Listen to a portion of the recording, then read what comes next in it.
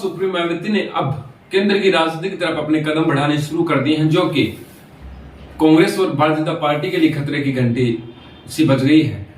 क्योंकि निकाय चुनाव के परिणामों के बाद जिस तरह से बसपा सुप्रीमो मायावती एक्टिव हुई हैं और एक्टिव होने के बाद जिस तरह से केंद्र की राजनीति की तरफ अपने कदम बढ़ाए हैं, कांग्रेस और भारतीय जनता पार्टी में खलबली मचना तो तय थी। हुआ ही कुछ ऐसा, जिस तरह से बसपा सुप्रीमो मायावती ने कल एक प्रेस नोट जारी कर झारखंड, दिल्ली, जम्मू कश्मीर और हरियाणा उनमें अपनी इस पार्टी को मजबूत करने की बात कही है, वह निश्चित तौर पर दोनों पार्टियों के लिए एक बुरी खबर है। क्योंकि बसपा सुप्रीमो मायावती जब जब अपनी रणनीति के तहत काम करती है तो वहां पर बहुजन समाज पार्टी निश्चित तौर पर ही मजबूत पार्टी बनकर उभरती है।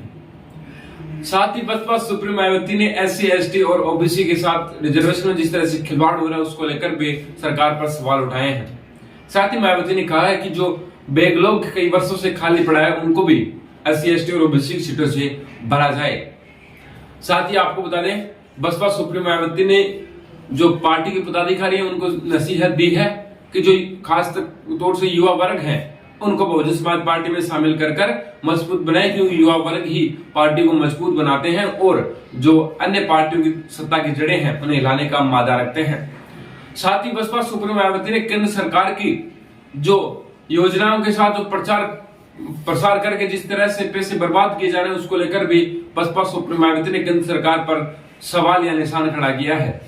बसपा सुप्रीमो मायावती ने प्रेस नोट में ही लिखा है कि जिस तरह से जो केंद्र सरकार की फर्जी नीतियां हैं उनको प्रचार प्रसार करके जिस तरह से दिखाया जा रहा है, वैसे जमीनी स्तर पर कुछ है ही नहीं। जमीनी स्तर पर तो दलित, वंचित और शोषित वर्ग के साथ जिस तरह से अन्याय हो रहा है वो किसी से छुपा नहीं है। लेकिन जो केंद्र की सरकार है वह अपनी योजनाओं का झूठा प्रचार और प्रसार करके जो उनके कुकर्म उनको ढकने में लगी है, लेकिन इनके कुकर्म इतने ज्यादा हैं कि ये कभी ढके नहीं जाएंगे।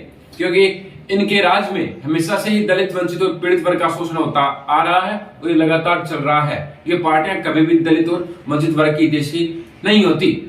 जिस तरह से बसपा सुप्रीमो मायावती ने केंद्र की राजनीति की तरफ अपने कदम बढ़ाए हैं, ये निश्चित तौर पर ही आने वाले चुनाव में देखने लायक होगा कि किस तरह से जो बसपा सुप्रीमो मायावती की रणनीति है वह चुनाव में किस तरह से जमीनी स्तर पर काम करती है और किस तरह से मोदी को उनका जो मजबूत विपक्ष है जो बहुजन समाज पार्टी के रूप में दिखाई देता है। वीडियो को अंत तक देखने के लिए आपका बहुत बहुत धन्यवाद। हमारे चैनल BPN इंडिया को जरूर सब्सक्राइब कीजिए।